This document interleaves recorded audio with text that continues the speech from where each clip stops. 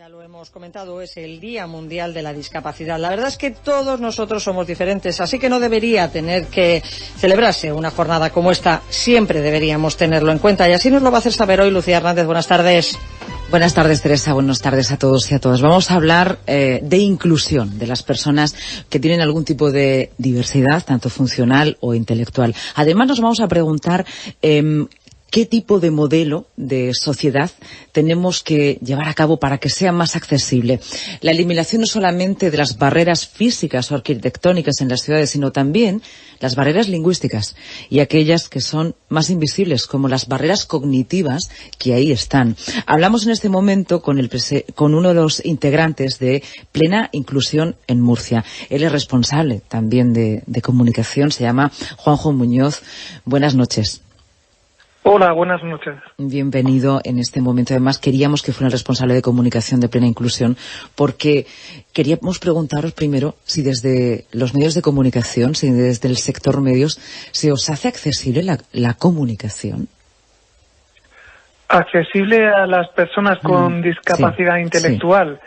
La información, como ellos son las personas con discapacidad, son público también, son consumidores de información en todas sus formas, y realmente las formas en las que les llega la información no es accesible, no solamente para ellas y para ellos, sino para muchos otros sectores de la población. No somos accesibles, ¿no? Cuando pensamos que estamos informando, pero nos estamos dejando a una parte a un lado. Sí, según las cifras que baraja Naciones Unidas, 1 de cada 3 personas tiene alguna dificultad de comprensión, especialmente cuando se trata de información escrita.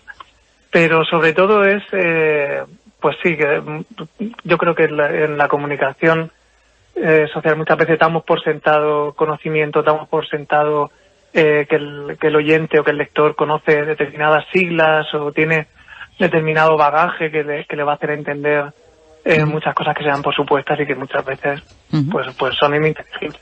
Es lo que denominamos las barreras cognitivas, y vamos a poner algunos ejemplos. Por ejemplo, para personas con algún tipo de discapacidad o diversidad intelectual, ¿cómo prefieres que lo denominen? Pues en Plena Inclusión preferimos personas con discapacidad intelectual. Pues discapacidad. Creemos que sí. Es que diversidad, si te paras a pensarlo, todos tenemos diversidad, por definición. Entonces, creemos que personas con discapacidad intelectual, si me permite, me detengo en esto porque creo que es importante. Es que precisamente es un término que las propias personas han elegido. Se hizo un congreso en el que este tema siempre es muy debatible y está siempre sobre la mesa en nuestras asociaciones. Ellas y ellos mismos eligieron persona con discapacidad intelectual. Si lo denominamos de otra forma más global, por no querer señalar la condición de la que estamos hablando, se diluye como colectivo, y entonces eso también hace más difícil pues sus reivindicaciones, que son específicas, como tú has dicho. Hay barreras invisibles y es más difícil señalarlas si se diluye en un colectivo mayor de personas que, si lo decimos así, diversidad en general. Pues Juanjo Muñoz, por ejemplo, acciones cotidianas que resulten una barrera cognitiva para las personas con discapacidad intelectual. Bueno, pues para las personas con discapacidad intelectual y para mí también me metería en ese colectivo. En este caso, por ejemplo, en hacer frente a una factura de un servicio básico que nos llegue, intentar entender la factura de la luz, intentar entender muchos documentos oficiales o, por ejemplo, sentencias judiciales, cualquier texto jurídico viene envuelto en una jerga que para los que no estamos dentro de ese mundo pues es muy complicado de entender. Por ejemplo, tenemos compañeros en otras comunidades autónomas que están trabajando adaptando las sentencias, porque muchas veces el resultado de una sentencia judicial no viene hasta el final. Y hay que saber, y a lo mejor lo tienes que leer varias veces para saber qué es lo que efectivamente el juez está dictando. Entonces son cosas que damos por sentadas, que muchas veces el problema es dar por sentado. Incluso damos por sentado que algo tiene que ser necesariamente difícil. Y nosotros trabajamos en otra línea para demostrar que se puede hacer un mundo más comprensible. Adaptando, en principio, el lenguaje, nuestra forma de comunicarnos. Por ejemplo, ¿cuáles son algunos de las adaptaciones que estáis solicitando? Las cuestiones jurídicas las has comentado, las que tienen que ver con la sanidad, las que tienen que ver, por ejemplo, con la jerga política. Un programa político, ¿no? Ahora que hablamos mucho de la democracia, la importancia de la democracia, pero ¿es entendible? Pues es es un tema muy complicado porque muchas veces cuando se habla de propaganda, un programa político o en general la propaganda electoral, pues muchas veces viene acompañada de una retórica que la hace muy difícil de a veces porque, bueno, en fin, sí, es un tipo de lenguaje al que estamos acostumbrados, pero insisto, nosotros, las personas con discapacidad, nos están haciendo ver que no tiene por qué ser así. Estamos acostumbrados a que se utilizan ciertos códigos que si son una barrera, pues se puede eliminar. Y sí, los programas políticos, por ejemplo, en la región de Murcia, en las pasadas elecciones autonómicas, adaptamos los programas políticos, los programas electorales de cuatro partidos, como una iniciativa pionera en la región y junto con otras comunidades, y fue una experiencia muy gratificante, especialmente para los votantes las votantes que pudieron acceder a buena información para de esa manera tomar buenas decisiones informadas.